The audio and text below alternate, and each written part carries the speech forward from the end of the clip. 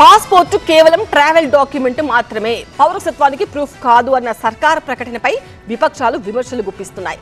BJP సభ్యత్వం ఉన్న వాళ్ళకే పౌరసత్వం ఇస్తారా ఏంటి అని ప్రశ్నించారు మజ్లిస్ చీఫ్ అసదుద్దీన్ ఓవైసీ. అసద్ కామెంట్స్ కు స్ట్రాంగ్ కౌంటర్ ఇచ్చారు కిషన్ రెడ్డి. పాస్పోర్ట్ పై చర్చ, పొలిటికల్ రచ్చ. ఓవైసీ వర్సెస్ బీజేపీ మధ్య పాస్పోర్ట్ కేంద్రంగా మాటల యుద్ధం రాజుకుంది. చట్టం తెలిసిన బారిస్టర్ అయి ఉండి ఓవైసీ చట్ట విరుద్ధంగా మాట్లాడడం విచారకరమన్నారు కేంద్ర మంత్రి Kishan Reddy.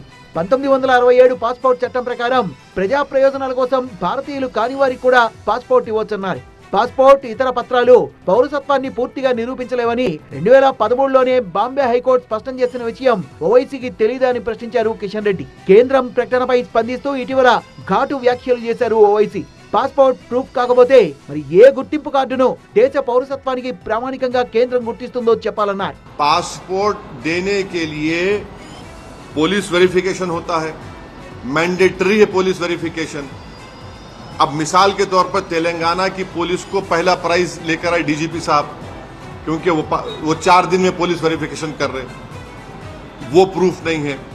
Birth certificate proof नहीं है, आधार कार्ड प्रूफ नहीं है, वोटर आईडी कार्ड प्रूफ नहीं है. भाई क्या प्रूफ है फिर? చట్టం గురించి తెలిసిండి కూడా ఓవైసీ ప్రజల్ని తప్పుదో పట్టిస్తున్నారని విమర్శించారు బీజేపీ తెలంగాణ అధ్యక్షుడు రామచంద్రరావు. పాస్పోర్ట్ మీద తీసుకోవాలని ఎక్కడ కూడా ఎలక్షన్ కమిషన్ చెప్పలేదు, కానీ మజ్లిస్ పార్టీ ప్రజలకు తప్పు సమాచారం ఇస్తా ఉన్నారు. పాస్పోర్ట్ అనేది ఇట్స్ ఎ డాక్యుమెంట్, ఒక ట్రావెల్ డాక్యుమెంట్. చదువుకుని లా చదివిన వాళ్ళు, తెలిసిన వారు ఈ రకమైనటువంటి ఒక కామెంట్లతోని ప్రజల్ని తప్పుదారి పట్టించకండి, తప్పుడు సమాచారం ఇవ్వకండి.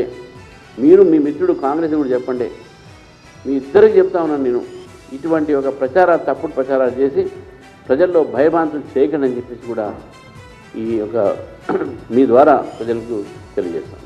పాస్పోర్ట్ అనేది పౌరసత్వాన్ని నిర్ధారించే పత్రం కాదని 14వ పాస్పోర్ట్ సేవా దివస్ సందర్భంగా భారత విదేశీ వ్యవహారాల శాఖ వెల్లడించింది. సర్కారు వారి ప్రకటనపై విపక్షాలు ఓ రేంజ్ లో విమర్శలు సంధిస్తున్నాయి. కమలదళం కూడా ధీటుగా కౌంటర్ ఇస్తోంది.